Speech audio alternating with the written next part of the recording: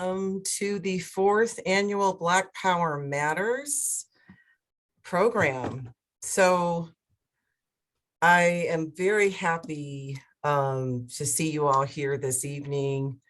As you know, this is the annual Ethnic Studies Black History Month program, and it is an idea that was born out of collaboration with Ethnic Studies Director and Visionary Dr. Samuel Bañales, very much in keeping with the spirit and essence of ethnic studies itself, right, which we know was born out of co-solidarity between Black, Latinx, Asian American, and Native American student organizations.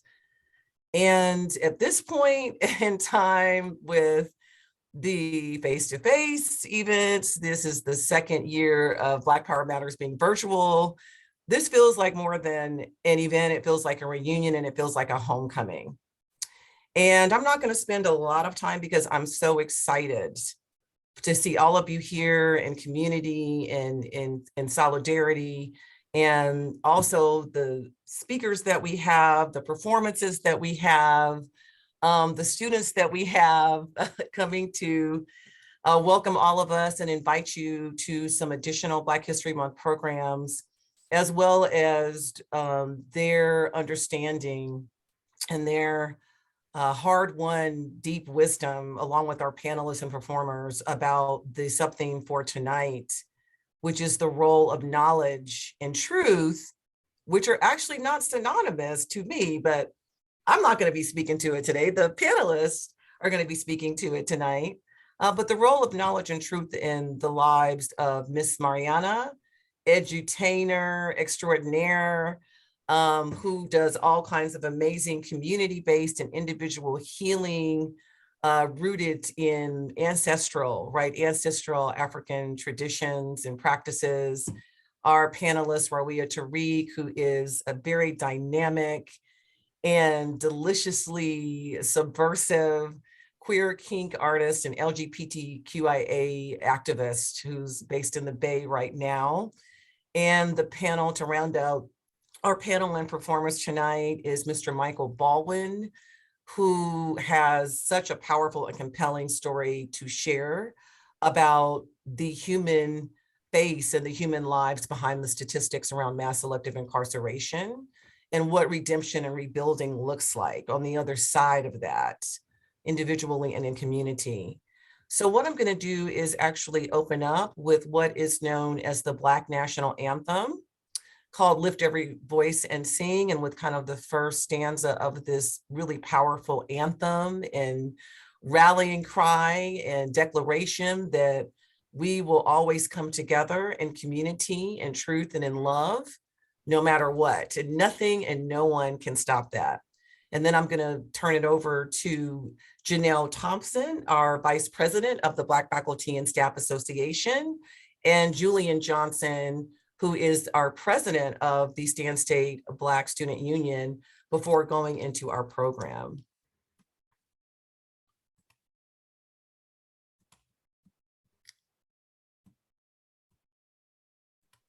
I'm just gonna pull up.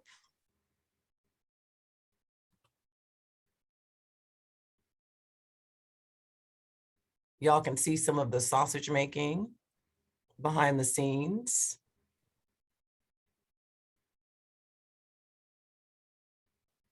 And then here we go.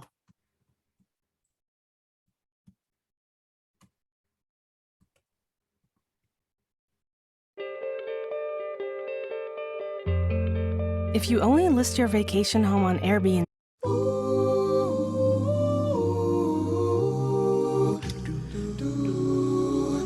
lift every voice and sing, earth, heaven, ring, ring with the harmonies of liberty. Let our rejoicing rise high as the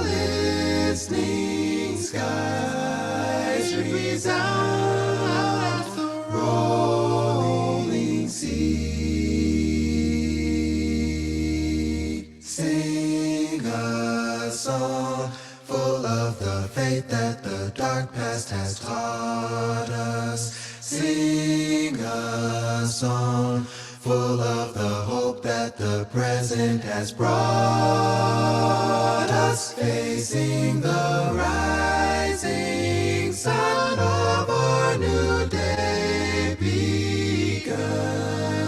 March on till victory is won. Stony the road we trod to the chastening rod, felt in the days when hope unborn has died, yet with a steady beat have not our weary feet come to the place from which our fathers died. We have come over a way that with tears have been watered. We have come treading our path through the blood of the slaughter, out from the gloomy past till now we stand at last, where the white gleam of our bright star is cast.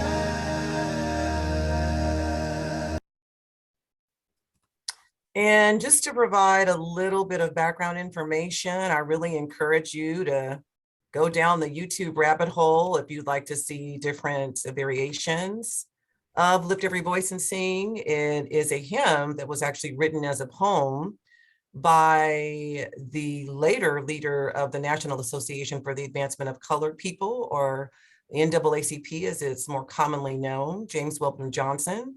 Now, he wrote this in 1900, and the NAACP was not established until February 12th, 1909. And what's really great is that two brothers came together. So this was really a song born in love and brotherhood. So his brother, John Rosamond Johnson, actually composed the music for the lyrics. And I am going to turn over the floor to the Vice President of the Black Faculty and Staff Association, Janelle Thompson. Good evening, everyone. Again, my name is Janelle Thompson, and I bid you greetings and welcome on behalf of the CSU Stan State Black Faculty and Staff Association. I want to share with you an African proverb. The African race is like a rubber ball. The harder you dash it to the ground, the higher it will rise. And this is what they fear. We know that Black history is American history, therefore you cannot teach, see, or admire one without teaching about, seeing, and lifting up the other. As we celebrate this month, let us remind ourselves to never stand on the sidelines in the presence of injustice, racism, or inequality. This 5th annual Black Power Matters event reminds us that the achievements, experiences, struggles, pain, sweat, and blood of those fearless warriors who have gone before us will not go in vain. I hope that you leave this event feeling refreshed and recharged to celebrate all of our contributions, of which there are many, and decide and think about what your contributions will be. So I encourage you, as I have on my shirt today, I don't think you can see it, to go forward and get into a little bit of good trouble, as the late John Lewis encourages us to do. Again, thank you and welcome. I would share with you, I think in the chat, our president, Marvin Williams, has posted an upcoming event that we are sponsoring. It's Colin in Black and White, February 25th from 5 to 7:30 p.m. We're going to have some viewing and facilitated discussion by a licensed clinical social work to kind of understand and talk about the intersectionality of being an athlete, of being Black, and the need to also support the mental health and wellness of those who experience the ongoing trauma of the racism that exists in this society. Thank you. Thank you so much, Vice President Thompson. Let's all show our appreciation if we can with our reactions, our Zoom, like what I call emoticons or jazz hands. And I am so excited to turn it over to our current Black Student Union President, Julian Johnson, to share some welcoming remarks as well. Hello, can everyone hear me all right? Cool, cool, cool. Yes, thank you, Mary, for the introduction, and welcome all to the 4th annual Black Power Matters event. This is now my third year attending this event, and I have to tell you, it's been spectacular every time, and you are all in for a treat. Like I said, thank you all for coming. It is very much appreciated. Yeah, a little bit about myself. I am currently a senior here at Stan State. I am, like Mary said, the BSU president. I am also a track and field athlete here on campus. Our first meet is actually tomorrow, so please do wish me luck. I will definitely need it. But as we get into it, as we move forward, there will definitely be some powerful performances, some great dialogue, and a lot of learning and a lot of healing as we move forward. So I like to thank you again for joining and being here present, learning, sharing, feeling this experience with all of us tonight. And I'd like to plug a few of BSU events as well. We have regular meetings, or for you students out there who want to be members, we have regular meetings every Thursday at 5 p.m. And next Friday, before you join the BFSA's viewing of Colin Kaepernick's new documentary, we will have an open mic that afternoon, the 25th. Whether you want to perform, whether you want to enjoy the performances, whether you have something you want to share, the floor will be totally yours. It will be a safe space to express yourself however you see fit. I will drop, or I believe Marvin has dropped the registration link. Thank you, Marvin, for that event as well. If Marvin, if you could also drop the Stan State BSU email for me as well, I would very much appreciate it. So if folks want to get in touch with me, have any questions, want to join, you can do so as well. Yes, thank you. But yeah, I will turn it back over to Mary. Thank you again for being here, and you all so very much appreciated. Thank you, Julian. And we're going to open up the heart of the program. Before we go into our, just so excited, and I'm so excited to sit at the feet of these three panelists, of these three amazing human beings. Another amazing human being who I had the great privilege and fortune, and I'm just getting emotional, is Tamara Knox. And I actually met Tamara in March of 2021, through the Center for Excellence in Graduate Education sponsoring of a week-long graduate education week, and where Virginia Montero was reaching out to faculty members and just did a great job coordinating and organizing a series of workshops that week for students who were interested or already pursuing graduate level, right, post undergraduate level education. And so Tamara was one of the students who came to my workshop, and we just connected, and we've been connecting ever since. So I'm very excited for Tamara to open up our time together, and really about what what are going to be very real and very deep and very transformative conversations. And so Tamara, I'm going to turn it over to you without further ado, and feel free to share your screen. Thank you so much, Professor. Can you hear me? Yes, we can hear you very clearly. Okay, and I just want to thank you. You're amazing, and it's amazing to be here surrounded by all of this strength, including Miss Mariana.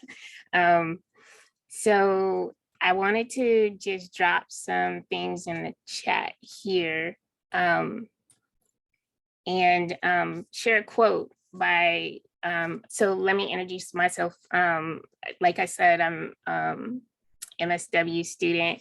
I'm specializing in mental health. My goal is to be a LCSW and serve my community. I'm also a visual journalist. I wanted to go ahead and share a quote by very inspiring man, Mr. Gordon Parks. So he says, like, I picked up the camera because it was my choice of weapons against what I hated most about the universe: racism, intolerance, poverty. I could have just as easily picked up a knife or a gun, like many of my childhood friends did, most of whom were murdered or put in prison. But I chose not to go that way. I felt that I could somehow subdue these evils by doing something beautiful that people recognize me by, and thus make a whole different life for myself. And just coming from a very traumatic background, that spoke volumes to me. And in terms of Professor Rolfe mentioned like liberation, that was my strength, was picking up the camera and voicing my truth and sharing that with everyone that I encounter. And so right now what I'm doing is, and I'm just feeling really blessed that the MSW program they've embraced me fusing social work with photography. And so I have two things going in terms of what I'm doing now. Is my project is ethical storytelling. And there's one of the links is a lead to what do you call it? It's a survey. And so I'm just asking if anyone is inclined to take it. We're trying to collect data on that. And then the other TMK inspired photo, I was encouraged in coming back to school to start blogging about it. And for me, things just stay in my head until I can just get them out. And so just want to encourage y'all to take a look in the blogs. You could totally get a hold of me through my links. And I'm just very excited to be here and listen to the panelists. Thank you. Thank you so much, Tamara. I'm so excited for all of the insights and germinating that's going to happen as a result of the folks who are going to take that survey. We are going to open up the main centerpiece of the program, which is the panel discussion on this key question. But before we do that, we're going to open up with one of our panelists and just an incredible member of our community. I think about all of the community-based work that Michael Baldwin is doing. I know in the Central Valley, I know specifically in Modesto, and has also been doing some tremendous work in collaboration with the Rebound program here at Stan State. So I'm going to turn it over to Michael, to Mr. Baldwin, to open up with a performance, and I believe will be spoken word, and then we'll go into the panel conversation. Right. Thank you. Have you heard the chatter? People ask, and do Black Lives Matter? You see, there's a power found in every voice, but to listen to it requires a choice. When we allow everyone to be heard, oppression, crime, and tyranny will become absurd. See, crime is born out of a disconnection which fuels rejection and produces a lack of affection. How can I care about you when you try to convince me that my experience isn't true? To love and be loved. This instinct is in my blood. I'd do anything to get to it, even wallow in the mud, become a stud, a crip, or a blood. Some say it's nurture versus nature. It'll even give me reasons to hate you. We really ought to get back to the real. Some atrocities today give me a freak chill. Our democracy and unarmed children we've started to kill simply for the thrill. And based on these facts, some people's pockets are getting fatter. So we ask, do Black, white, brown, and police lives matter? I know you've heard the chatter. Now check your pockets. Are they fatter? If the goal is for our pockets to get fatter, then the less Black lives will indeed matter. We will lose our American dream and sell it for plots, plans, and schemes. Even our nation's capital is a crime scene. Training perception through deception is foul. I mean, real wild, but it has happened so often they learn to do it with style. And I'm ashamed and my heart is heavy. I was a part of the problem and I helped crack the levee with waves of violence fueled by silence that came crashing through communities married to cemeteries. Oh, what can I do? I've cut off my hands and silenced myself through my own behavior. I can't even point toward the savior, but I'm crying, but I won't keep lying and dying inside. There's no way to just take this in stride, to lay low and hide. To my sons, daughters, neighbors, and friends, please don't adopt these trends. We gotta connect to one another and make amends. And recognizing evil isn't the hardest or the difficult task. It's standing up to it, even when no one else will do it. If you really must ask, the right questions will inspire a few, but just know this, opening your eyes and seeing the lies sometimes is the most painful thing you'll ever do. And standing for something, not just against something, is where the rubber meets the road, and doing so efficiently and consistently is how pure seeds are sold. Being a sample, you know, a living and breathing example of the love between love and generosity, overcoming the evil within oneself before it can hurt someone else is the key. If you ask me, what if the answer to Parkinson's or the cure for cancer was lying and dying with that unarmed Black man in the street or in the next man you meet? Would we respect the dignity found in his heartbeat or see just another enemy to defeat? What'll reshape your mind and humble your behind is if it was someone that you loved and they was moments away from dying, and the answer to their form of cancer could be found in the one who will die next week. Look into your heart and take a peek. Would it give you clarity? Let them keep their life as a charity. In today's world, that's a rarity. Don't you know that this is a life and death matter? I know you've heard the chatter. Will you wait till it touches your home to make your position known? Young man, we can't take a stand over a block with a Glock, destroying your dream before it's even seen. It's time as a nation to experience a paradigm shift and start seeing each human life as a gift and let go of the deception found in our perception. It will create an enemy in every man you see, make it easy to obliterate his freedom of speech and his heartbeat. So let's stop and let's tell someone and create a new chatter. Police lives, brown, white, and hell yeah, Black lives matter. It's prime time that we stand together through all times of weather and bring true silence to violence. Please show your appreciation for the power and the fire. I mean, just 360 degrees of truth.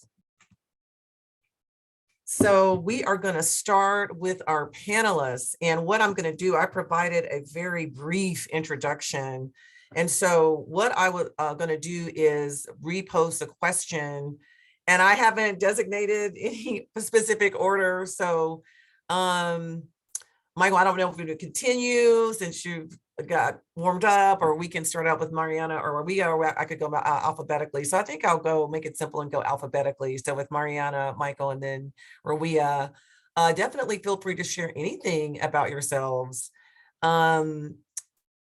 further, and then transition right into answering this question, this very open-ended question. I know it's a very multi-layered question, speaking to and sharing your insights and wisdom about the roles played by knowledge and truth in your individual and collective healing and liberation. And we're going to start with Miss Mariana. Greetings, everyone. It is so wonderful to be here. Tamara, thank you for telling our dear Queen Mother Rofe and having me. So welcome to everyone there here in this space. One thing I will do is start off with tradition. In our sacred African tradition, we don't just get up and rock in the mic. We begin by asking permission of the elders, right? So as an edutainment specialist, we're only one toe in, and I'm about to bring you in proper light in the ancient African sacred way. So as your edutainment specialist tonight, I want to ask permission. I won't ask who the eldest is in the cyber room, but I ask that you acknowledge in the comment section, and please give me permission to speak, to continue forward. So I will wait in 5, 4, 3. Okay, go on and tell on yourself. I know some of y'all out there is elderly. All right. And when I get that permission, I will move forward. If not, put your hands in the air and shake them and let me know that I have it. Now I've received it. Thank you so very much. As we know that the rich ancestry that comes before us, we make sure to honor that through our elders. And also everybody put up your cyber glass and pour some libation out.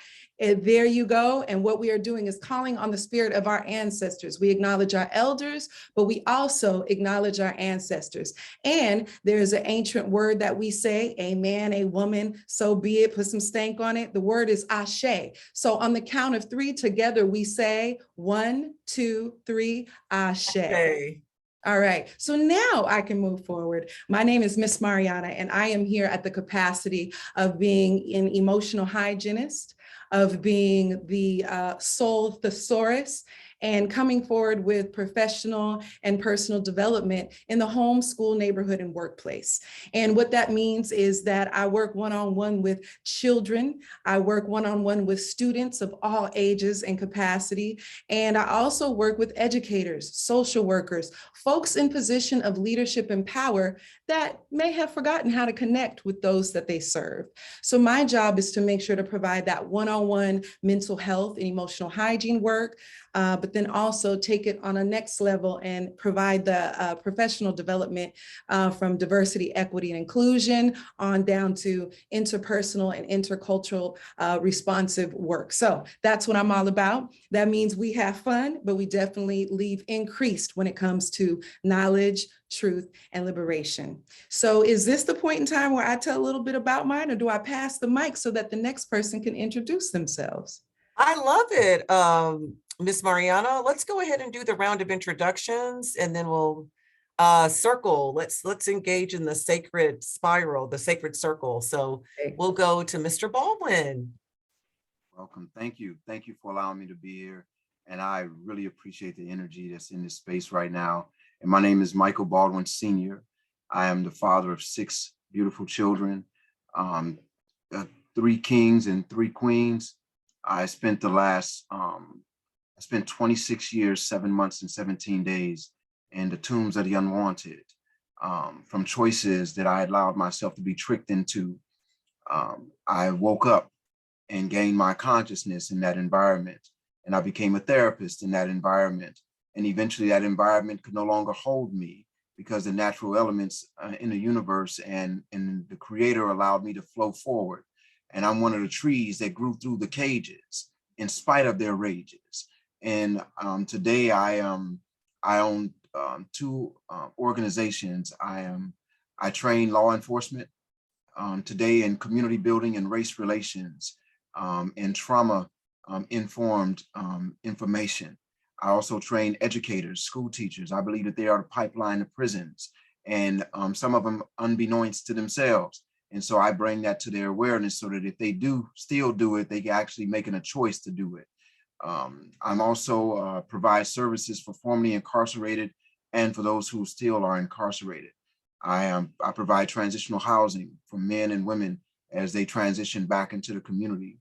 I'm a paralegal. I'm also the chairman of the criminal justice branch for the NAACP, and I am vice chairman of the Juvenile Justice Commission in Stanislaus County. I look to, my life is not my own. My life belongs to my community. And to those who are in need of the services that I've been blessed with the ability to provide. And I'm grateful to be in this space.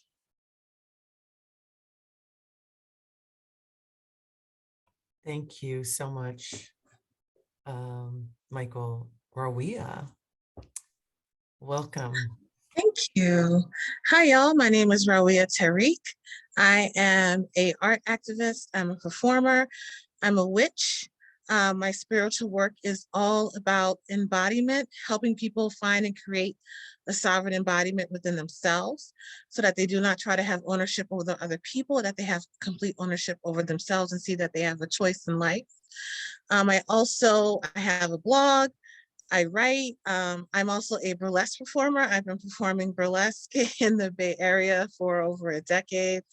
I sing as well and storytell, and all of my art is around Blackness, fatness, queerness, kink, and becoming a full authentic expression of yourself. I have a healing practice called A Sovereign Embodiment, where I offer coaching.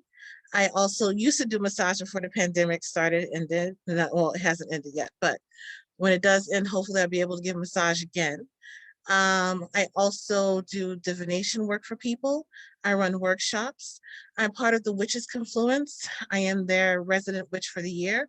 I'm also part of what we used to call the diversity and inclusion team, but we now call it the Justice and Liberation team, because we want people to know that we are in action, that we are doing this as a verb, and that we are going beyond just being present in the room, but there needs to be teeth in the things that we say we need to happen. There needs to be consequences when someone does not uphold the things that we say need to happen for our liberation. So we are the Liberation and Justice team at this point. Let's see, what else do I do? I am also part of 4 people who are running a project called Project Etisane, and that is a tree language for how are you? And we provide direct resources to licensed and pre-licensed Black, queer, and trans therapists so that they can get a break. We believe that if our healers go down, our community pillars go down, then we go down. So we are raising $100,000 to give 50 therapists in the Bay Area 2 weeks off, because often therapists don't get time to have off. They work independently. They do not have paid time off, so we are their paid time off. Aside from that, we also do holding from them, and we're moving forward to hopefully create a space for these therapists, licensed and pre-licensed, as well as several other Black healers to be able to come together and have a place where they can network, have a place where they can be seen, have a place where they can rest, have a place where they can heal from the things they have gone through in academia when they are surrounded by harmful, toxic whiteness. So that's what I do. And hopefully hopefully life is long, so I'll be able to do a hell of a lot more. Thank you for having me. Thank you so much. I'm still like, my mind is swirling and my heart is full from the introduction. So I can only imagine what the conversation is going to be like. So I'm going to full circle back around to Miss Mariano. So our question, state the question loud and proud for everybody, because you know some of us roll in here a little late. So state the question. Let's get this panel started right. Thank you. And I'm also about to enter it in the chat. So the question is, what roles have knowledge and truth played in your individual and collective healing journey and towards liberation, towards agitating and activating liberation? Beautiful, beautiful. So thank you for the question. It is an excellent one, especially because around this time of year, you know, we are looking at the contributions, the inventions, the culture that has been passed down from those who have gone on before us. And we're celebrating our history and herstory as we know it. But I think one thing's really important, and we're starting to hear more, is about how we're celebrating our Black futures. Because sometimes we get a little tired of the same narrative over and over again, especially in media, when it comes down to sharing our story and our history and not always getting it in totality. So in terms of my individual experience, the way knowledge and, moving forward with this level of liberation. For me, I had a really rare experience because when most people see me in the hue of Blackness that I come in, they assume that I'm half Black and half white. And sometimes opening and broadening what our understanding of Pan-Africanism is and how we show up all over the diaspora is really, really understanding the different blends within the blends within the blends. So for me, although I'm a fair skin, I call myself a yellow African, I'm actually of the bloodline of Moroccan people and Cape Verdean people, which for those of you who may know some of their history, that is the blend of West African and Portuguese blood. So coming up, I was raised in the hood in Sacramento, California, and I didn't necessarily know my Moroccan and Cape Verdean culture, but I was put into a very rich community that was Afrocentric. So I didn't have to wait until Black History Month to be aware of what the Husia is, to understand different forms of African spirituality, to have exposure to Kemet. And the reason why I say that experience being ushered into my life came around my rites of passage into figuring out who I am in the world as a 10, 11, 12 years old person. And so once I started realizing not only was I given this history and this deep African spirituality, I started tracing back and finding out more and more about my bloodline. And so I think when we talk about knowledge, we are talking about our history, we're talking about our experience and our intuition. And I was really, really surrounded by that in my experience and coming up. And that gave me a sense of pride. It gave me a sense of self-confidence that I don't think I would have gotten had I only been exposed to traditional public school. And so I think as far as the root and the foundation that I come from, I didn't have to wait to go to BSU in order to be exposed to Black history. And I think that that's really important with knowledge is we don't need to wait until February 28th. We don't need to wait until Kwanzaa time. We don't need to romanticize and make our Africanness just a celebration. When we look at African spirituality, it is us just being one and celebrating us day to day in nature and in humanity. So I really think in terms of not having to wait to be exposed to our history, our culture, it rooted me in a way that by the time it was time to grow and know myself, know thyself, I really had a different experience. For that, I'm really, really grateful. And so just kind of moving forward and understanding how that liberated me by not having to understand who to pray or figure out who to pray to or who to meditate to or what my natural inclination of how I speak and move and how it's connected to something. I didn't feel lost in coming up. Maybe there was the generational trauma and the family issues that were there, but culturally, knowing thyself really has laid the foundation for who I am as a woman today. And that goal is to always walk in truth, justice, and righteousness, which is Ma'at. And so I'm very non-traditional in my approach to education. Although I educate educators and social workers and CEOs all day, I have an AA degree.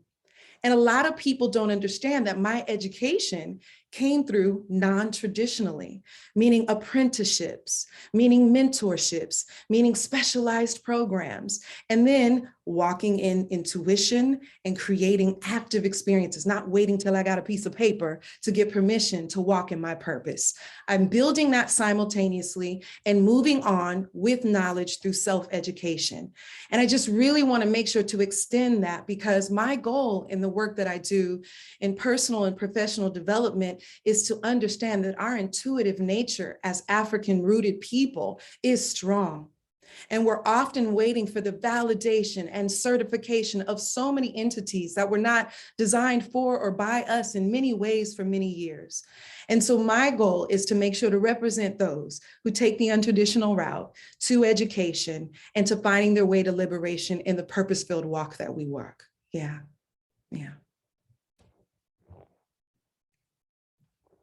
Woo! Just, oh my gosh. So many gems, so many gems. Thank you so much. And we're gonna move right on to Mr. Baldwin. You know, I just feel so filled up from Mariana's just her expression of truth and of detail. And for myself, you know, I wish, no, I'm content with how things went in my world, but I was imagining what my life would have looked like had I been exposed to that environment that Mariana mentioned. I grew up on the west side of Chicago. I got my first gun from a police officer when they threw it out the car window. It was me and two other dudes standing on the corner. We 9 and 10 years old. And they threw a gun out the window and we sat there for about 2 hours staring at this gun on the ground, just knowing it was a trick. I finally got the courage and I grabbed it and I ran like my life depended on it. And I held on to that gun till I was 16 years old. That gun, and me and that gun was best buddies for a long time. But I got that gun from a police officer who was setting me up to destroy people in my community. And I couldn't even see it. I was blind. So that knowledge of self, I didn't have any. I was in denial. I had been lured to sleep. My idea of respect had been taught to me and trained in me. And so I was a straight A student. I went to an all-white grammar school in the suburbs of Chicago on a yellow school bus. And when I got on that bus, my mama would tell me, boy, don't you embarrass me when you get up in there around them people. And so that meant that I couldn't fight at the school, but I could study because I had to compete. There was this fight inside of me and I had to tap into it. And so I would compete with them academically. But when I got back to my neighborhood, I had to know how to fight because now my peers thought I was better than them because I was going to the white people's school now. So I had to fight or run fast. And I learned how to do both pretty good. And it would take me, you know, some time before I would eventually get caught up with the consequences of the way that I was thinking. And I found myself in prison. And I can recall the day when some scales came off of my eyes and I realized that I had left my babies. And I was like trapped in this cage with a double life sentence. And I was wondering, how in the hell did I get here? And I started looking at my life. And as I analyzed my own thoughts, I did not have an original thought of my own in my head. I had everybody else in my head. And because I lacked self-esteem, I lacked self-worth, I lacked self-identity. So I couldn't build self-esteem because I didn't even have a self yet. My self got broken through sexual abuse. You know, a lot of people didn't realize that little boys get sexually abused by the people. And we're trained not to talk, not to cry, not to show anything. And so what do I do with all of that energy and that anger and that trauma? I locked it in and I tapped into it when I needed to. And I would use it against the people that I would come into contact with. And I would justify it because I needed to have things in order to prove my worth and my manhood. Eventually, I would find myself in this cage and I had to decide that I had to go a different route. And it came from exposing myself to the knowledge of my true past, the knowledge of my ancestors, the knowledge of my history, and the knowledge of where I came from. I recall there was this man that used to show up in my house. We called him Baldwin. I never knew who he was. But whenever he showed up, everybody was happy. And he would show up maybe once a year, once every other year, and he would bring like these crab legs and he would give me and my little brother a $1, and we would just be so happy and everybody would light up when he came around, but we wouldn't see him for a while. Eventually they called and told us that we was going to a funeral and it was Baldwin's funeral. I still never knew who this man was. It wasn't until I got to prison and I was sitting on this bed and they came past with mail call and they said, Baldwin. And they was calling me for mail. That was the first time that I got inspired to ask questions about who this man was. I found out that he was sort of like my granddad and he had been in prison most of our lives. And so he was more comfortable with people calling him Baldwin than calling him Leslie, which was his real name. And so I realized that I come from incarceration. I come from all this ignorance and silence, and nobody had ever talked about it. So I talk about it now. And so when I recognize that knowledge, I make sure that I provide knowledge and opportunity to people who are connected to me, who are not connected to me. I try to speak about the true aspect of the journey to being a man, because for a long time, I did not have that feeling on the inside of me that I thought I was supposed to feel, that told me I was a man, I was a king. And so I was searching for it in all these other things. And so I teach other young men and kings and old men what it means to put your finger on that piece of you that tells you that you're a man, that you don't have to seek validation. I validate myself today. I give myself a checkup from my own neck up. So I don't need anybody else to tell me who I am. They can't tell me who I am. So when I walk inside of a police department and I tell them I'm here to save them from themselves, and they say, well, what the hell you can teach us? You didn't spend all this time in prison. You got this on you. And that. I say, well, I'm here to save you from yourself. And eventually I teach them something for themselves, and they learn to respect it. And I'm not afraid of them anymore. But when I think about knowledge, knowledge is, people tell people, and they even tricked us into thinking that knowledge is power. And I tell them they lying to you. Knowledge is potential power.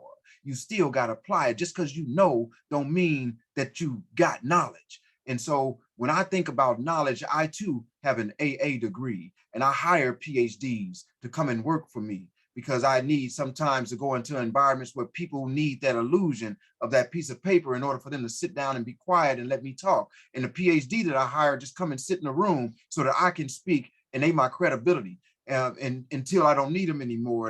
And they usually work on a contract basis, because I only need them for that first session. Once we crack that part of that ignorance that lies inside of some of the people that we have to bring knowledge to, then they can accept that truth comes from a lot of different places. And when I think about truth, you know, I think that the truth has been so elusive to us, you know, as a society. And you know, that self-hatred makes it easy for me to deny truth when I'm exposed to it. And so I crave truth today. And so I surround myself with people that I call critical mass in my life. They're people who will tell me the truth, even when they know that I might not want to hear it, but I've fallen in love with truth, even when it's against myself. And I believe that a lot of times as a society, we have forgotten that it hasn't been that long ago when hoses and dogs were sicked on us. It hasn't been that long ago. So we cannot go to sleep and let Jim Crow creep, creep, creep, because them values in some, they run way deep, deep, deep, right? And a lot of times they're blind to the fact of how they respond. And so for me, I have to check my motives all the time. So some of the work that I do, I get a chance to be blessed financially. And so I make sure that I don't get lured in by the financial contributions, because those things are lures, and we can get trapped into that. And I have to protect myself, because I was gone for 26 years. And so I've been home for 3 years. And in 3 years, I've been able to do some things by the grace of the Creator that a lot of people don't get a chance to do in their lifetime. And I'm running hard and I'm running fast. And my motto for this year is all gas, no brakes. Right? And when you all gas, no brakes, you got to be focused, because there ain't a whole lot of room for mistakes, because I'm moving fast. And I'm moving fast because people like me, we don't live long. We don't get a chance to live long. And I accept that as possibly part of my reality. But what the things that I bring forth and the ground that I walk on will cry for me when I'm gone. And the people who I touch and the things that I'm able to impact, I want to make sure that there's a part of me that lives on and can't nobody ever kill. But the fact of the matter is when we look at knowledge, I see knowledge as like the water that we need to drink. And we've been taught the biggest knowledge that I've needed was knowledge of myself and what makes me tick, because an influence is only as powerful as my ignorance to it. When I recognize that I'm being influenced, I get a chance to choose whether or not I accept that influence. But if I'm ignorant that I'm being influenced, then I can be guided into paths that are no longer working for me. You have people that spend billions of dollars for a 15-second commercial at the right time, because as a society, we are very easily influenced because we don't know that we're being influenced. And so I encourage us to increase our knowledge, because knowledge gives us an edge. Knowledge of myself allows me to dictate the course that I choose to follow. And in closing, I want to share one of the most powerful days of my life was I had an experience where an individual in prison was on a suicide mission, because I had a history of being very violent for a long time until I changed my mind. And this individual thought that I was still the same way, and he miscalculated me. He was looking to die. And he walked up to me one day and he called me a nigger and spit in my face in the middle of a building with 100 people seeing this. And on that day, I was committed to my journey. I was committed. I was chained to my mission. And I wiped it off. And I smiled at him. I told him, you get a pass today, player. And the police arrested me. They cuffed him up. They cuffed me up. And I told them, y'all know I'm trying to get home, man. So I can't stand no trouble. They said, no, man, we got to document this. And in October the 22nd of 2018, they let me out of prison. And the governor signed off on my release because they documented that I let somebody call me a nigga and spit in my face. It was proof that they needed that I was in control of me. And so on that day was the first day that I was sure of who I am, and that the knowledge of myself could not be taken away from me by the acts of anyone. My manhood could not be taken from me by anyone. I'm a king. And nobody defined that for me, so can't nobody take that from me.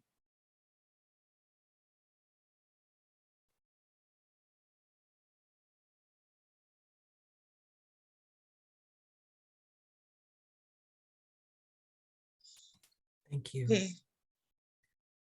I'm gonna have everybody take a breath because he dropped some stuff on us. So everybody take a breath, inhale and exhale, and let the stories that he just blessed us with sink in to ourselves for a moment.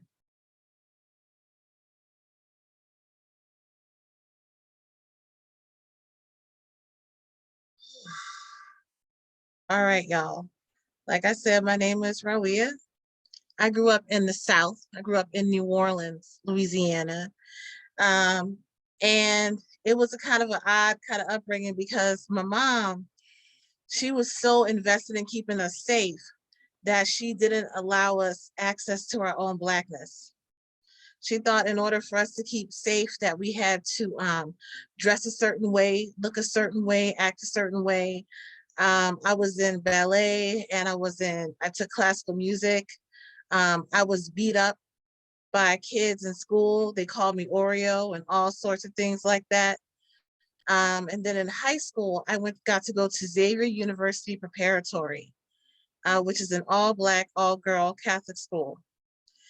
And there I learned a lot of things. I learned the history that they teach you in school in order for you to pass a test. And then I also learned the history that was our history.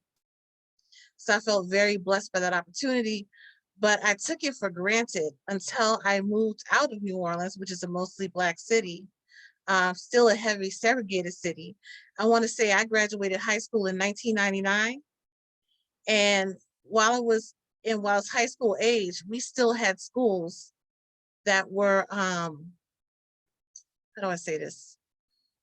They called it traditionally segregated. So I went to an all Black school, and my friend from elementary school went to an all white school because they were traditionally segregated. And this was a norm for me. Stepping off the sidewalk was still a norm for me. Saying yes, ma'am, and no, ma'am to people that I didn't even know was still a norm for me because it kept me safe. I'm talking about people outside the Black community. I will always say yes, ma'am, and no, ma'am. Thank you, miss. Thank you, sir, to Black people. But I definitely had to do other things and show respect to some people who didn't want respect to keep me safe or to have the illusion of safety.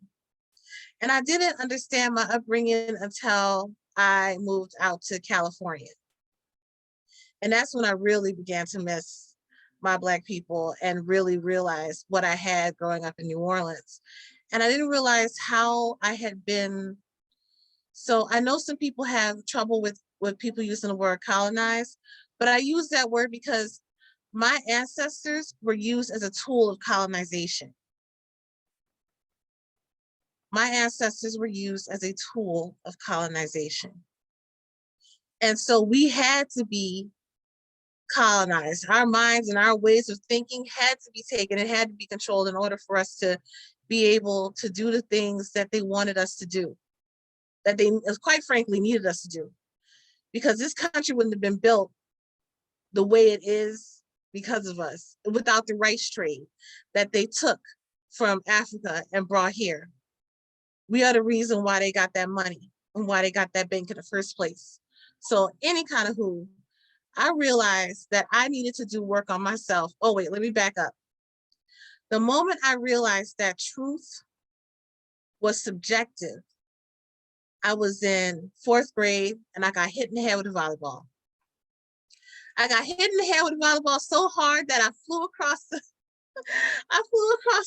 blacktop and skidded and landed face up. And I was looking at the sky, and I don't know if it was the impact of that ball that gave me pause, but I was looking up at the sky and I thought, I really believe this thing is blue because somebody told me it was blue.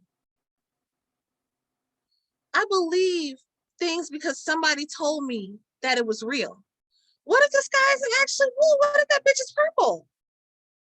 And so then I started to think, what else do I believe because I was told by somebody else that it was true?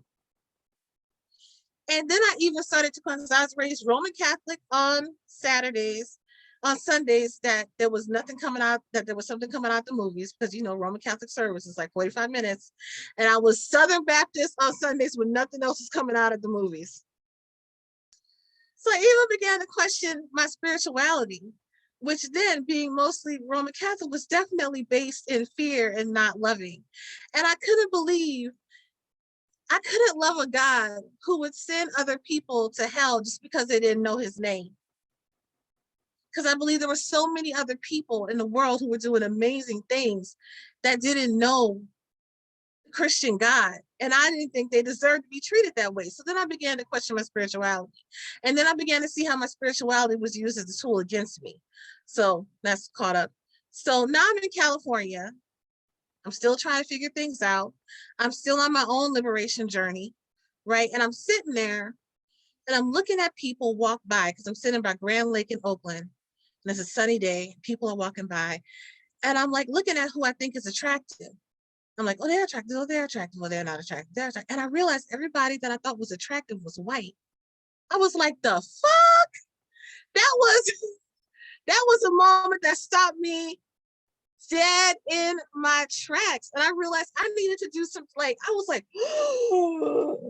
if I had all pearls, I would have clutched them. But that was when I realized I needed to do some changing, because I was that deeply infiltrated. I was that deeply colonized. I was that deeply committed. I was that much a tool of a system that was trying to kill me, right? So then I started to study Black and brown people. I began to look at us in different ways. I began to see the beauty in us, and I began to see the beauty in myself.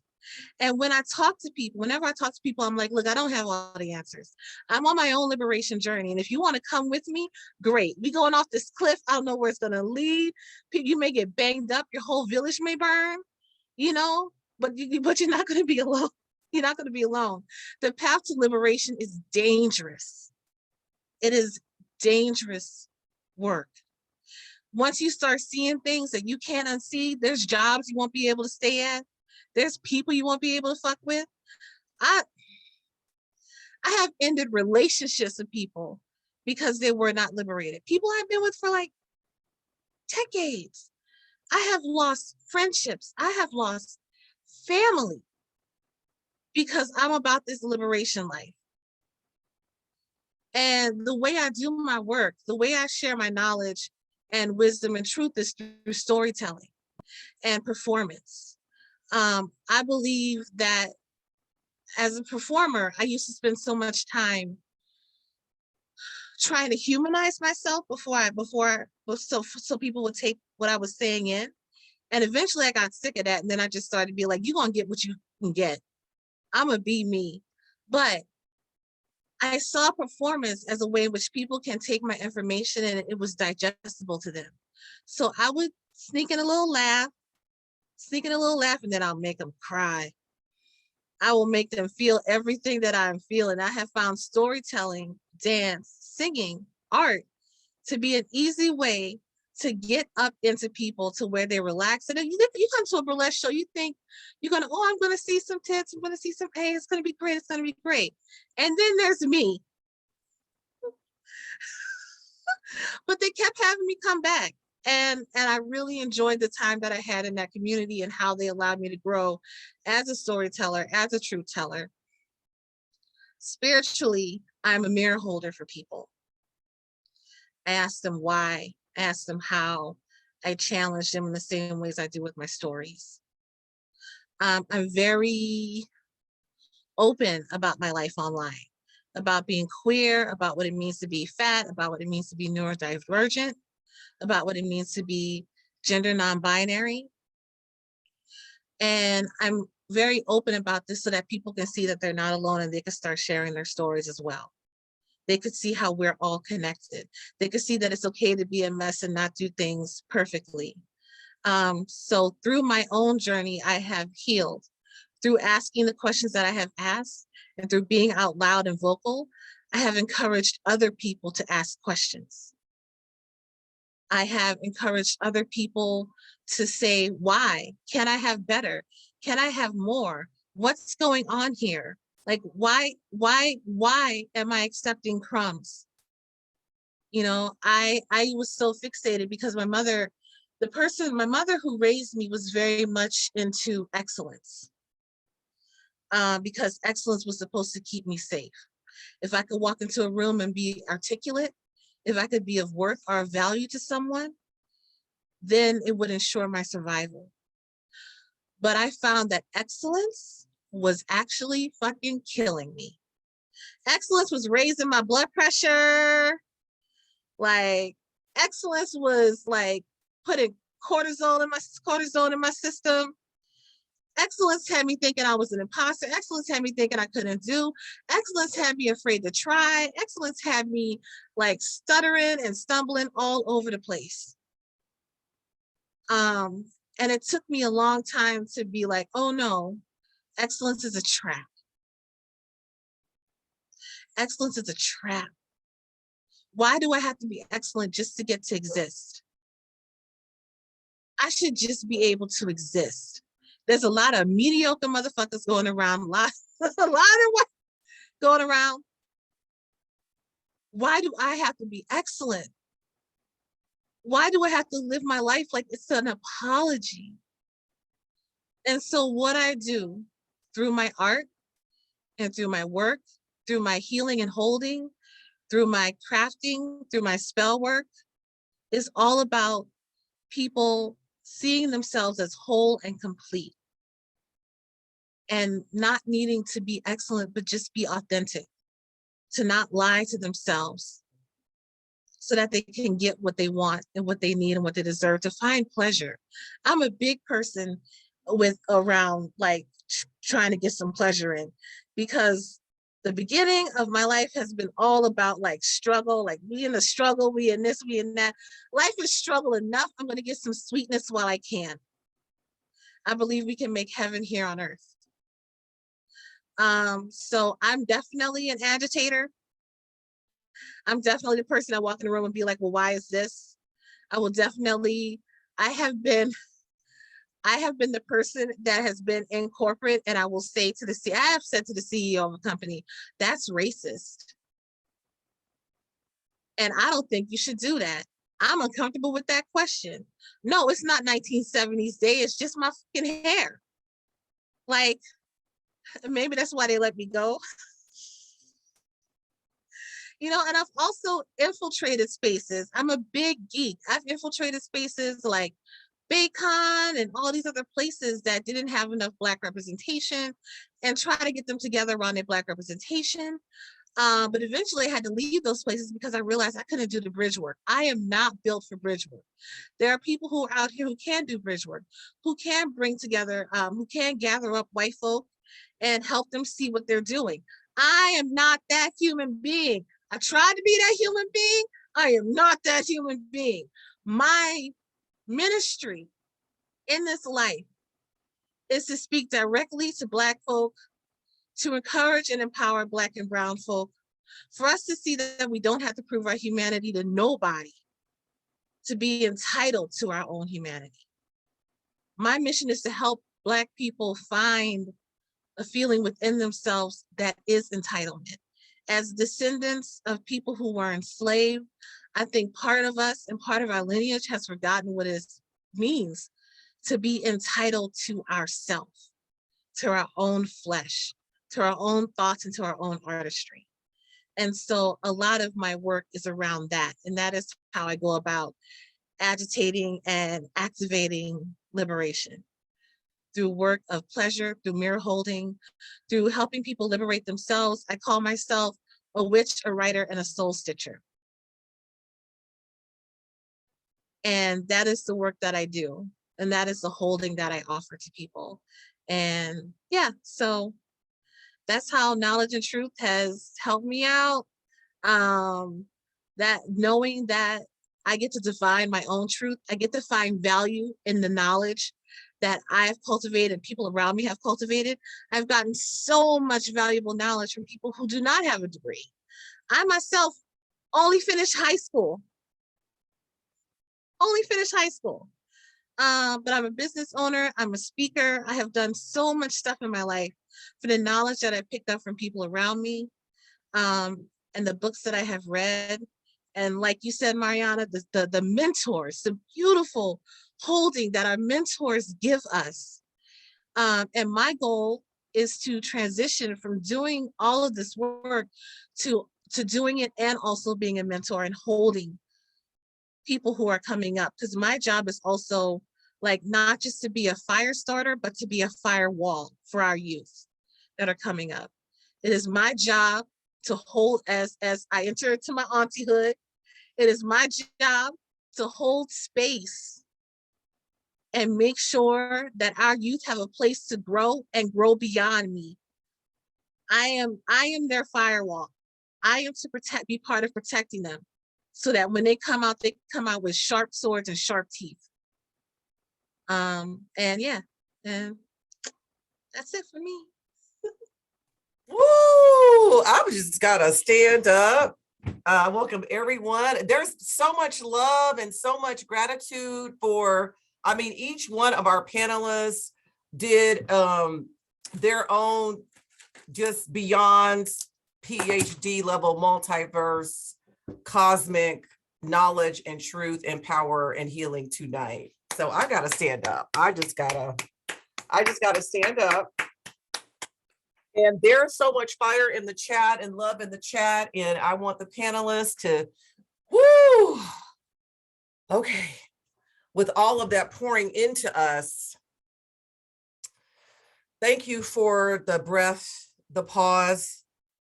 We needed that to just let ourselves receive it and let it permeate its way through. And I also want to thank you, Aria, because it was having the conversation with you that I changed the kind of theme from knowledge, truth, and freedom to knowledge, truth, liberation.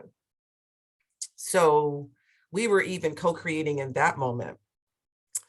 So what I want to do is, I think folks are ready to ask some questions, to share some input, to share some love. So I'm thinking about what the folks that are supporting me, what I would say is what I've seen work the most effectively after 2 years in Zombieland is that you enter a question mark in the chat if you would like to ask a question or share, just share anything, part of yourself with Miss Mariana, Mr. Baldwin, or Miss Roia, because that way it's like with all the screens, it's just right. The most equitable if we can see the order of who would like to open up and share and engage in the space. So, oh, we've got one of our new ethnic studies faculty members, Hubanal. Can you unmute yourself, Hubanal? Let me see. I'm gonna go ahead and check on. You got it? Yes, thank you. So amazing talk. I am so inspired. You have no idea. So I wanted to ask a question to Mr. Baldwin. What role did love play in your transformation? What role did love play in my transformation? Was that your question? Yes. So I think that for me, I had to redefine what love was, because I had been abused by people who were supposed to love me. And so initially love didn't play a role at all. What played a role was like commitment, you know, like I had made a commitment that my children needed to see an example in me. That the greatest thing that I did by allowing myself to commit crime, to go to prison, was the greatest harm I caused was leaving my babies. That was the greatest harm. And so I needed them to see commitment, that if I didn't make it home, because I had a double life sentence. I completed my first life sentence in 1999 when Rahuia was born, right? And I started my second life sentence in 1999, and I made a commitment. And I used to send my kids letters. I had no idea. They hadn't seen me, you know, I have one of my sons who never seen me free. He had never seen me free. He was born when I went in. And she was, my ex-wife was pregnant. And so I started with commitment, and that commitment grew to love. Because I had this distortions. I had so much filth in my head that I couldn't define what love was. And when someone told me they loved me, I immediately put my guard up. I immediately thought, where's the trick at, right? What are you trying to take from me? And to this day, you know, just like it's so, I mean, I'm single today because it's difficult to find liberated people, right? It's difficult to find it. And at that time, I wasn't liberated, you know, and so I had no ability to define love. I had no ability to discern love until I got committed to a cause that was greater than me. And the cause that was greater than me was educating my babies. And even if I never made it to them, they were going to eventually get my property. They were going to eventually see my body. I wanted them to see the work on my fingernails. I wanted them to see dirt underneath my fingernails, because I wanted them to see that I was scratching and clawing to get to them. I wanted them to see that, because I know that people had gave them this illusion of who their daddy was, you know, and people were going to define me based upon this cage that I was forced to live in for more than 2 decades. But I wanted them to eventually run into my property. I wanted them to eventually run into my writings. I wanted them to eventually run into all of the letters that I wrote to them that had no address to mail to them. I wanted them to run into that. And then I eventually fell into love, right? I stumbled upon it. And by being committed to that cause, I was eventually given permission to love myself, because I couldn't love myself until I was committed to my babies, to my seed. And that gave me permission to love me. So love ultimately did play a role. And today I love myself. I love humanity. I love people. I love the good in people. And I understand the evil in them, because I grew up around jackals and hyenas, right? So I can survive around that, and I can find the good in that. And so I appreciate that question, brother.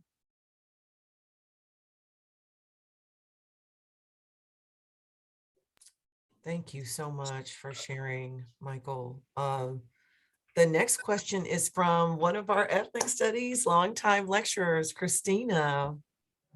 Yes, hello. Hi there. I'm not sure why, but I can't turn on my video, but that's okay. I just wanted to say thank you to Rawia.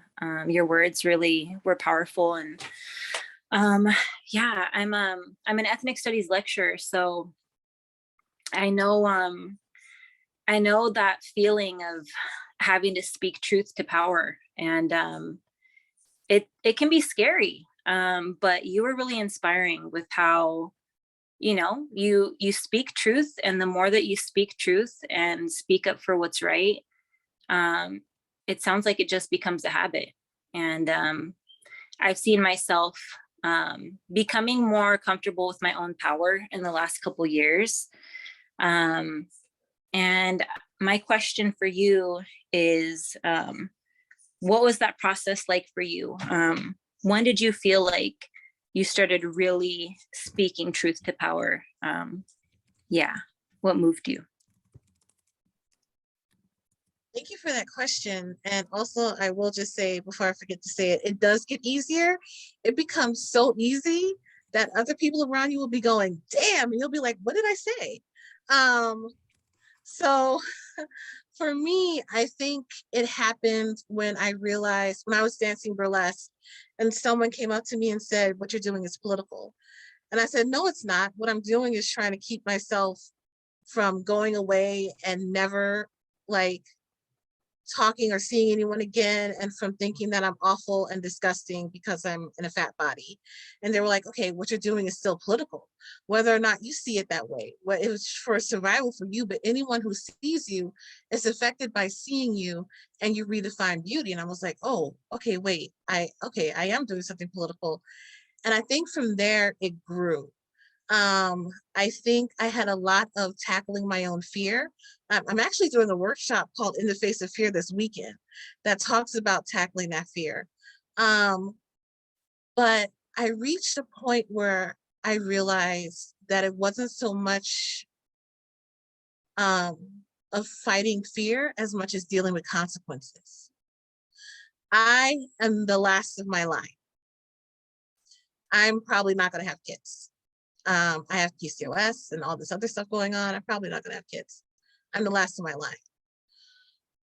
That means that doesn't mean that I'm not going to be an ancestor, because I have ancestors who are not of my blood lineage, who are my ancestors. And if I'm going to be an ancestor, then I want to leave something in this world.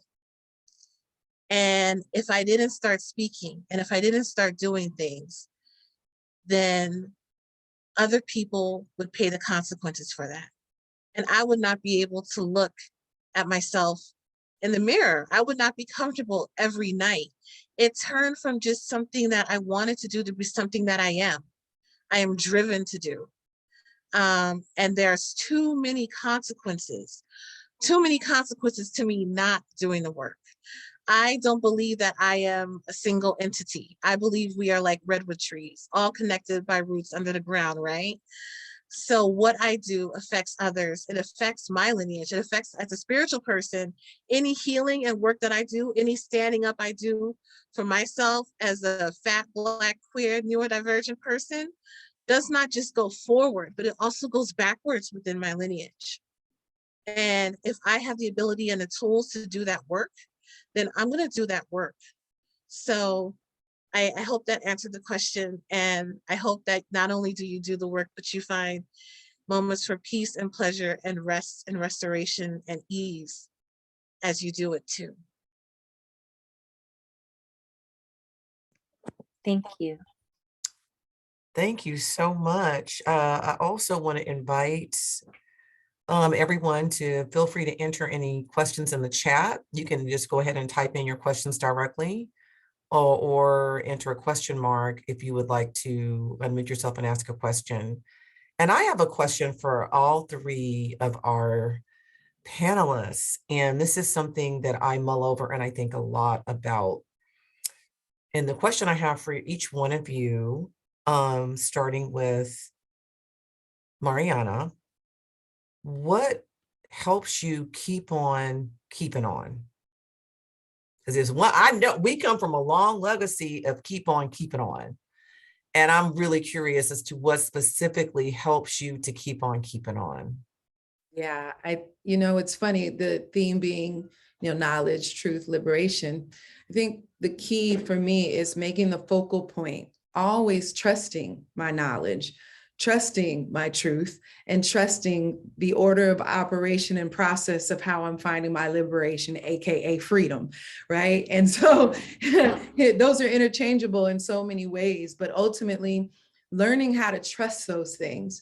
So for a long time, transitioning into the professional world, whether it's consulting, keynoting, workshops, training, facilitations, one-on-one coaching, all these things, really understanding that as rich as my non-traditional education process is, eventually got to have a rites of passage into the real world. And so what that meant oftentimes is having someone else validate me, my knowledge, my truth, and however it is that I'm going to be successful and feel liberated in that. And so learning how to trust what that looks like and feels like for me is not anyone else's process outside of myself.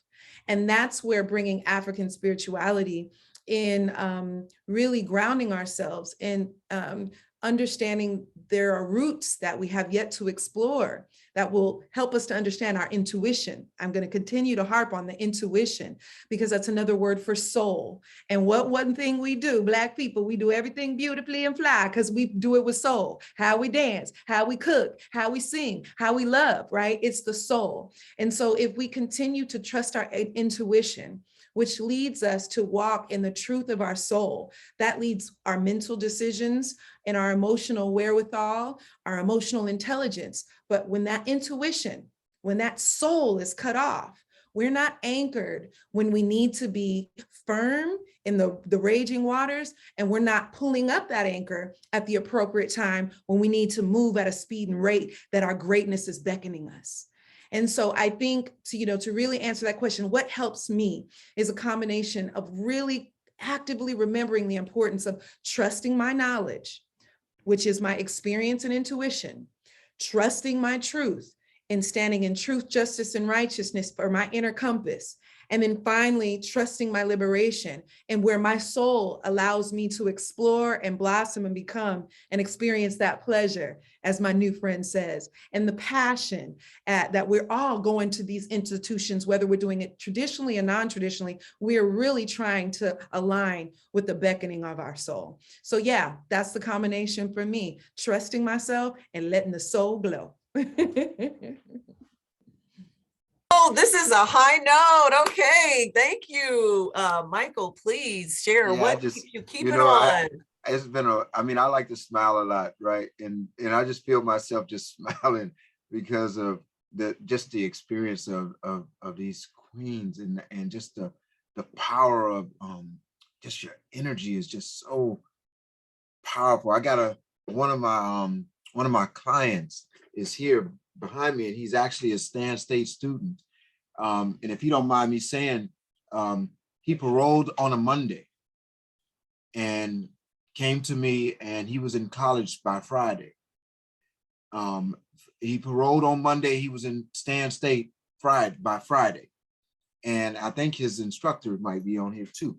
But for me, what keeps me keeping on is individuals like him and others who I know they need a sojourner that's on the path that they can follow. They need somebody to be a step ahead so that they can follow. Yeah, Project Rebound. And I was supposed to be dead. My mother used to tell me that I wasn't going to live to be 16 by the way that I was living. And when I made it to prison, because prison was one of my goals secretly in my mind, I thought that was where I was going to get buff at. That's where I thought that I was going to, gain respect at. And so secretly, privately, in the recesses of my mind, I got myself to where I was envisioning myself to be. I learned from that experience, because now if I can envision it, I can achieve it. I move in the direction of my vision, right? My mind's eye creates the mission. And so my mind's eye creates the mission. And like the sister just mentioned, like trusting myself and trusting my intuition, trusting that divine part of me, and just standing up and taking the next step, no matter what. And what keeps me doing that is I see the results as they show up in the lives of other people. And I realize that, I didn't mention earlier, but I'm also a paralegal. The first job that I had when I came home was I was hired by one of the attorneys who represented me, hired me to work for her. And I was able to work for her for a couple of years, but my business has got a little bit too active. And so I'm only able to contract with her now. And like being able to help other men get liberated. See, I was free before I left the prison, right? I think on my last 15 to 17 years, I was a free man. And so, but the reality is that I was sentenced to in a way to where my mind was hard to conceive freedom for a long time. I was hard to conceive physical freedom for a long time, because even though I was mentally and spiritually and emotionally free, I knew that I had this chain on my neck and on my ankle. That wasn't an illusion for me. That was real. And so today I keep on keeping on because I've been given my life back, you know, and I'm free indeed. You know, I've been given my life back, and I've been given the best part of my life. And I get a chance to use the latter part of my life for this best part of my life. I get a chance to use my truth as part of my resume. I don't have to hide from it. I refuse to hide from it. And by me, you know, shining, being a beacon and not diminishing myself anymore. I don't turn my light down to make anybody else comfortable anymore. And I tell people, when you want to stand next to me, you better have your shit together, right? Because I'm gonna embarrass you. I'm gonna embarrass you if you don't have your shit together, because I'm not turning my light down for you anymore, you know? And so I keep on keeping on. And one other thing is, I thought my mama was gonna be dead by the time I made it home. And she's still going. And so I do some things because I want to impress her, right? I want her to feel a sense of pride, because my mama was ashamed to tell people where I was at for a long time. She used to tell them I was in college, I was in there, all these other places. Now she can tell people, you know, my son went to jail and look at what he's doing, right? Look at who he is. And to me, that gives her a sense of satisfaction. And we don't have our parents in our lives for a long time, you know, and they go on. And so I keep on keeping on because I have a legacy to live. I have a legacy to leave. I have a legacy that I must leave. And so that's why I keep on keeping on. Thank you so much. And Yes. I actually want to respect the time, and I apologize, Rawia, because actually your last response before I asked a question is what inspired the question. A student does have a question. Hello, Arlene, I'm so glad you could make it. And then there is a really relevant and timely question. And like I said, oh my gosh, I can't wait to hear your response to this question from Dr. Banales, but we'll start out with Arlene, one of our students, with asking her question. Hello. So it's not really a question, but I just wanted to say thank you to the panelists for sharing these stories with us, because it's very inspiring to me and it's something very powerful that you guys are telling us. So just thank you so much.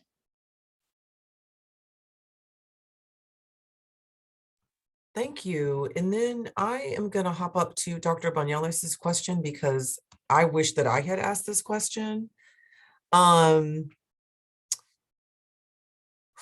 Especially, you know, your brilliance and our brilliance doesn't come from formal schooling. It doesn't come from anybody else, right? We know this paper mill game, right? We know this paper mill game. And for those of us who are in the university and who are supporting our students, the question that Dr. Banales has asked is, what kinds of changes do you think universities and colleges need to make to be a more welcoming and transformative place for Black populations and, let me keep going, marginalized groups? And anyone can jump in. So that's a really good question. I don't find it, I'll say I do find it very exciting that the panelists are all people who, for the most part, have experienced non-traditional education. And I think that is part of your solution, is that we talk about inclusivity. We talk about diversity when we're talking about gender, preference, or belief, or ethnicity, right? But we do not talk about that and consider that when it comes to different forms of education and where our educators come from.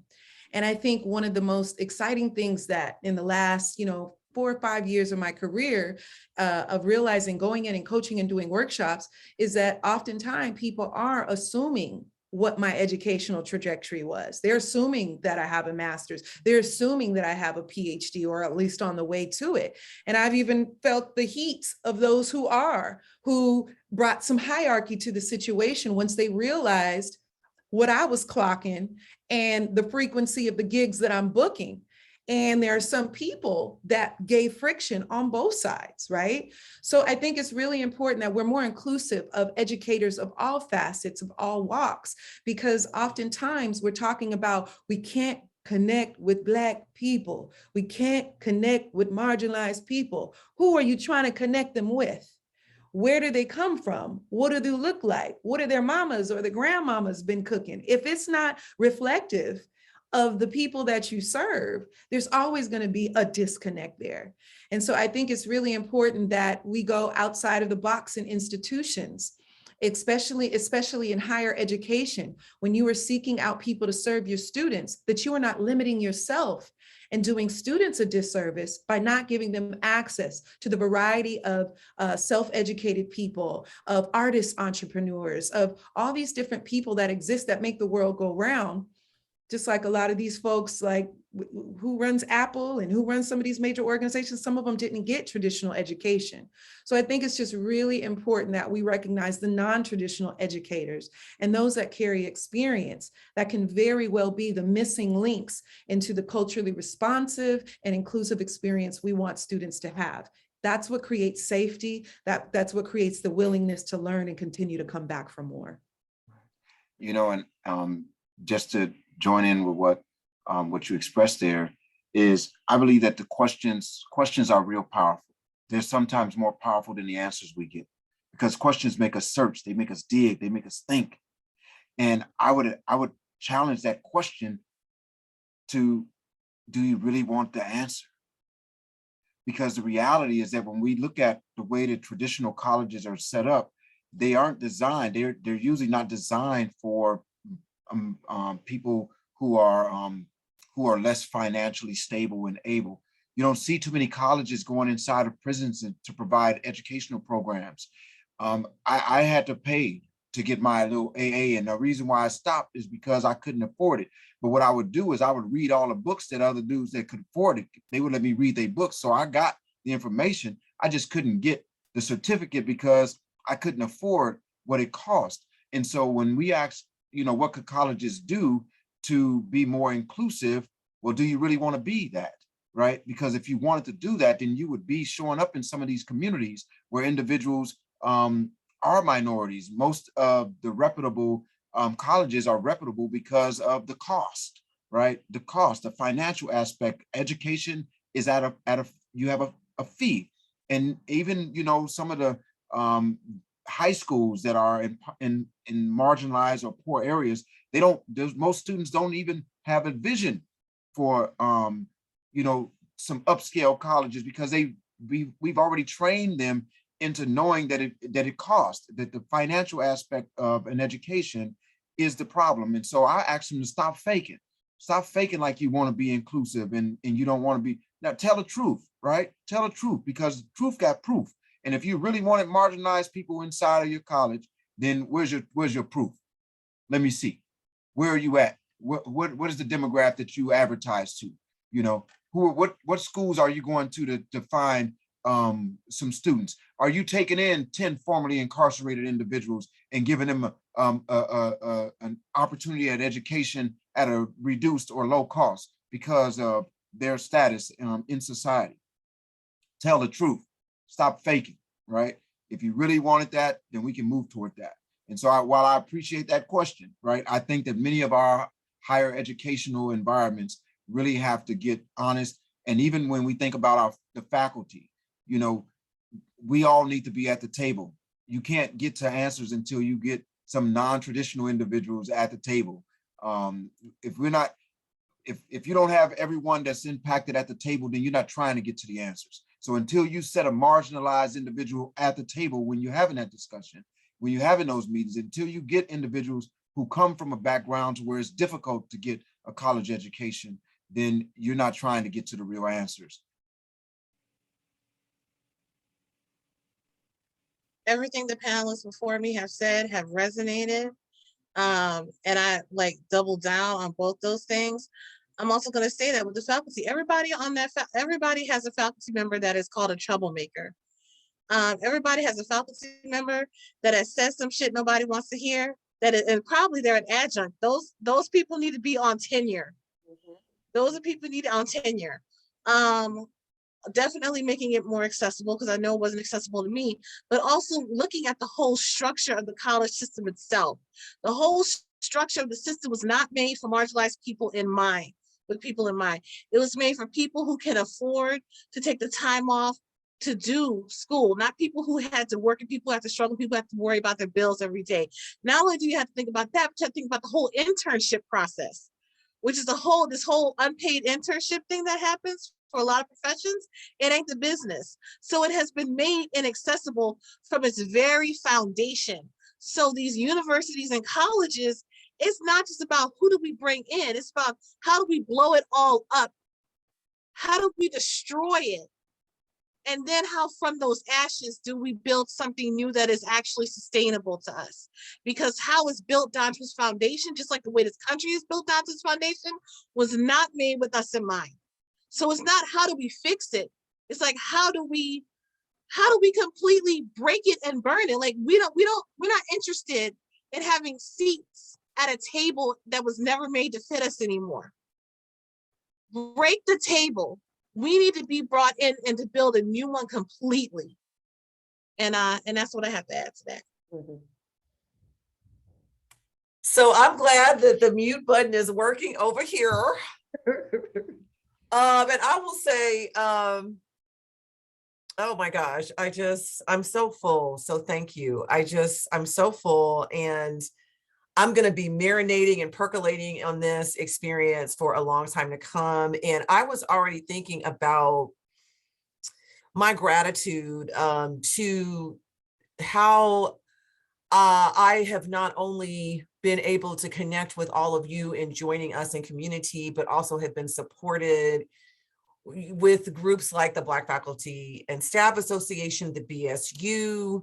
I know in past years, there are structures and processes within on our campus where we can access funding, we can access support. And even the ways I've been able to connect with students through housing and ethnic studies collaboration with housing, for example, and the social justice living and learning community. And I think about it as like a wrecking ball. And can we do that? Can we, like, when you're bringing down a building, not like exploding it, but choosing specific parts, right? That wrecking ball and that rubble. And I don't know, I'm going, with the metaphors. But thank you again. Let's everyone, you can turn on your videos. Please share your Zoom emoticons and gratitude for the panel. As I step aside once again to let Rawia Tariq close us out and take us home with our performance. No, I know so many questions, but I'm like, oh, okay. Okay, I have a few things for y'all. And the first one is called Being Black in America. Being Black in America is to be reared by a narcissistic parent who told you that you ain't shit and you ain't never gonna be shit. It's that relationship.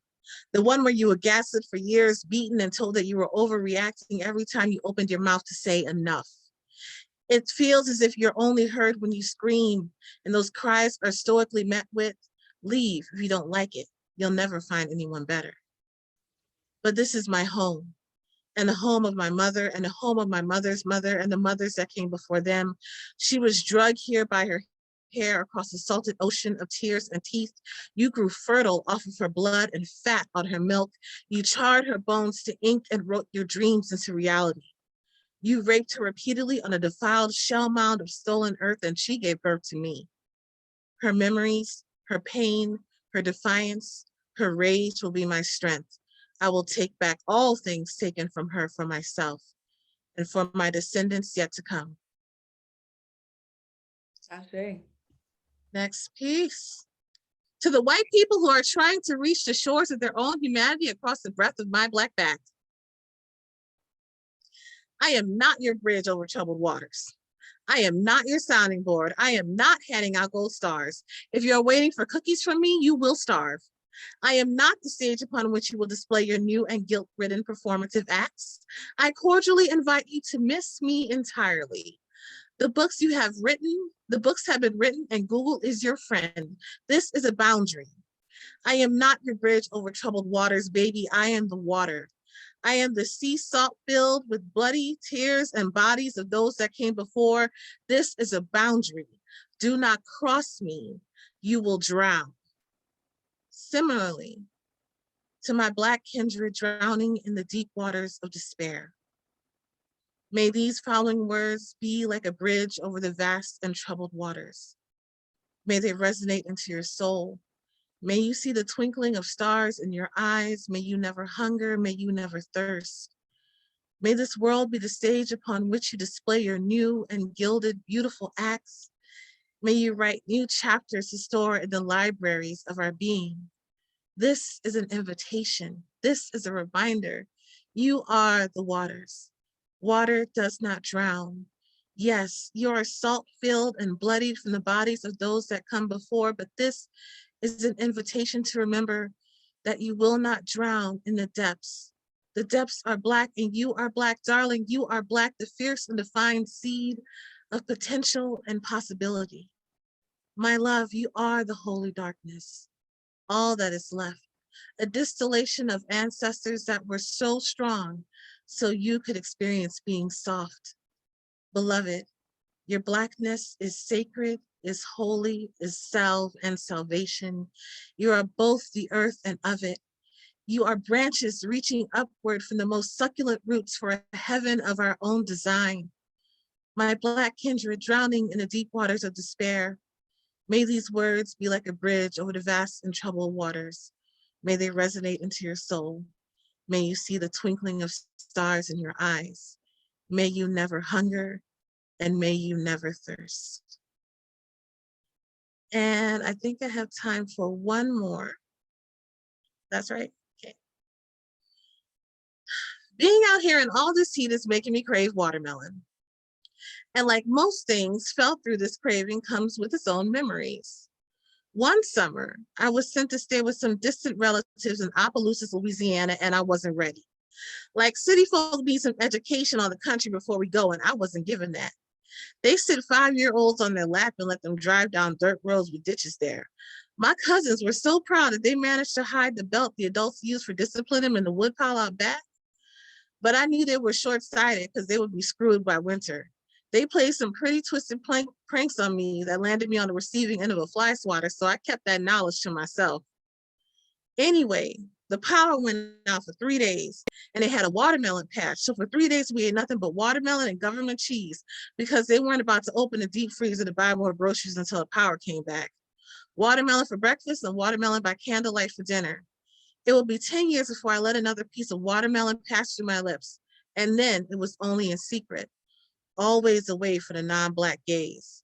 I'd see it at picnics and my mouth would water, but I checked the room and avoid it because I'd be damned if someone was going to reduce me to a stereotype, a grinning, distorted face of teeth and wild hair. But I craved it, like the cool juice and the feeling of the flesh giving way. I loved how we looked eating it. Deep red with Black seeds against dark brown skin. I enjoyed how it opened, split down the middle, so crisp and clean. Staring at it on a table and not touching it felt like a sin. And it was, because I was yielding to my fear of the white gaze. And this was violence against my own pleasure and violence against my ancestors that grew this plant in Africa with pride. Me cutting myself off from it was cutting myself off from them and those glorious country cousins who knew the resilience and resolve like breathing. I eat it now, whenever I can get it, and I don't care who's watching. It tastes sweet. It tastes like a memory I've forgotten or a home I've never known. It tastes of sugar, and sometimes it tastes of blood. Thank you. Thank you. Thank you to everyone. Thank you to Miss Mariana, Michael Baldwin, and Rawia Tariq for this amazing 4th annual Black Power Matters event. And as in the minute that we have remaining, I want to give everyone a heads up that we have some great annual ethnic studies events that are upcoming, that are going to be coordinated by Juvenal Coporale and Chia Zhang, and also Samuel Banyales. I know there's at least 4. So my classes, my students, I'll be keeping you informed of all of that. Once again, thank you so much. This was so beautiful. This was medicine. And this was everything I needed and didn't know that I needed. So I hope you have a wonderful weekend, and I'll see you next year, hopefully face to face. Good night. Good night, everyone. Good night. Thank you, Dr. Rose. Thank you, everyone. Yes, and please, Rawia and Mariana have entered their kind of their websites and IG handles and all of that in the chat. So feel free to save that to look into everything else that they do. Good night. I'd like to thank you guys for my piece of land, my fortune, and the future in which it holds for me as a young Black man. So thank you so much for the share. Thank you so much. Poetic, sister. I love watermelon too. Y'all have a beautiful night. Great job. Thank you.